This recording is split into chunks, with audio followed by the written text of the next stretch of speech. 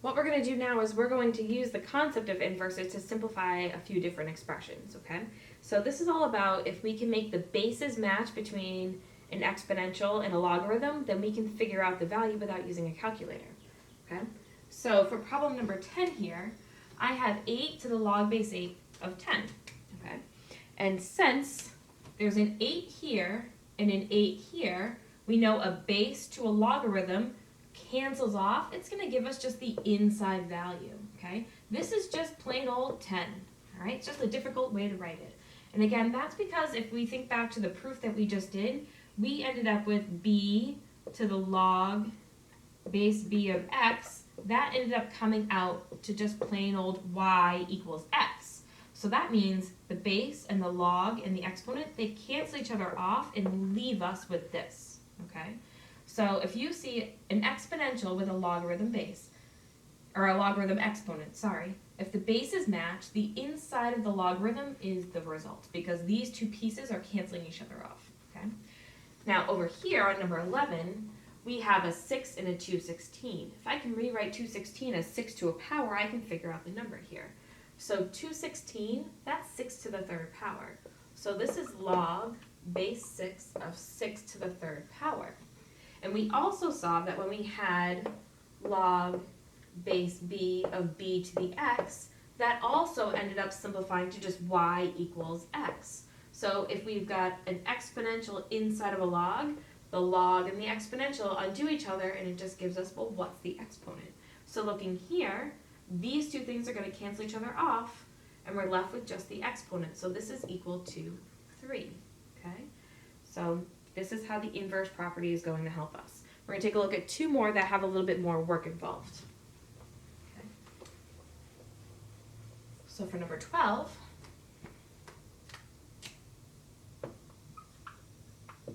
we have log base 4 of the cube root of 2. Okay? So we need to figure out a way to make that 4 and that 2 be the same. But first, let's get rid of the radical, okay? So I'm going to go ahead and rewrite this as log base 4 of 2 to the 1/3 power, okay? But in order for these to cancel each other off, that 2 really needs to be a 4. So we need to get creative on another way to write a 2 so that it's 4 to a power, okay? So I really need log base 4 of 4 and then an exponent involved.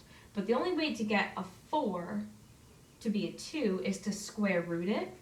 So I'm going to say 4 to the 1/2 power, or the square root of 4, that's 2, right? And then that's to the 1/3 power. So I've taken that 2 and I've made it into a bigger base by applying a fractional exponent, which is a really kind of different concept for us. But now I can apply properties of exponents and say power to a power. I can multiply these. I can do 1/2 times 1/3 to get 1/6. And now I have that common base, okay? So because I have a common base, the answer is the exponent. So the final value of this is 1/6, okay? So it gets really tricky when you have to make a smaller base bigger. That means you have a fractional exponent involved, okay? All right, one more like this, and then we're going to talk about a very, very important property for us to know.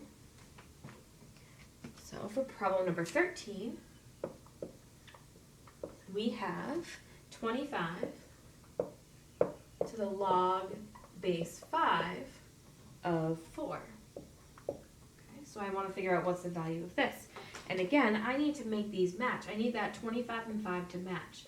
Now 25 can easily be written as 5 squared, so that's where I'm going to start on this one. I'm going to make this 5 squared to replace the 25, and then I have log base 5 of 4. Okay.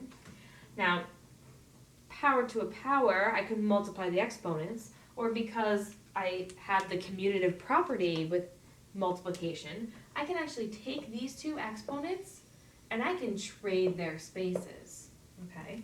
And that's because if I do 5 to the second to this, or 5 to this to the second, the multiplication between the exponents will result in the same thing. So I'm going to rewrite this as 5 to the log base 5 of 4 to the second power.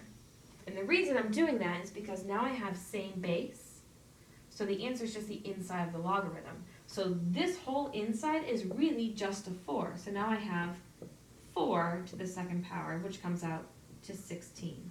So the value of this is 16, okay? So it's all about trying to manipulate the bases so that they match, okay? Now what is that really important property that I alluded to a moment ago? Let's talk about that. Then we're going to get into solving logarithmic equations and call it a day. All right, so the property that we need to talk about is this. One of the most important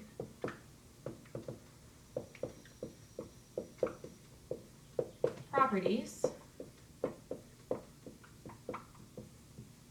for a logarithm, or for logarithms, is this statement right here, okay? Log base b of 1. It's equal to a specific number, and it's always the exact same number. So before I tell you what it is, let's see if we can figure out what this should be, all right? So let's go ahead and say, I'm going to come back. I'm going to write this as a y for now. This is a y, and we're going to solve this. So write this as an exponential, and you get b to the y power is equal to 1, all right? What power would make a base become a 1, all right? And that would happen for any base regardless of the base, except for if it's 0, okay? And that would be b to the 0 power is equal to 1. So that means log base b of 1 is always equal to 0, no matter what. And because it's the exponential form would be b to the 0 power is 1. And that'll be true for anything other than a base of 0. But we know that the base of a logarithm can't be 0 anyways. So this is the property that we want to make sure we know. Whenever you see a 1 inside of a logarithm, regardless of what the base is, the result will always come out to 0, okay? And now we're going to get into solving equations.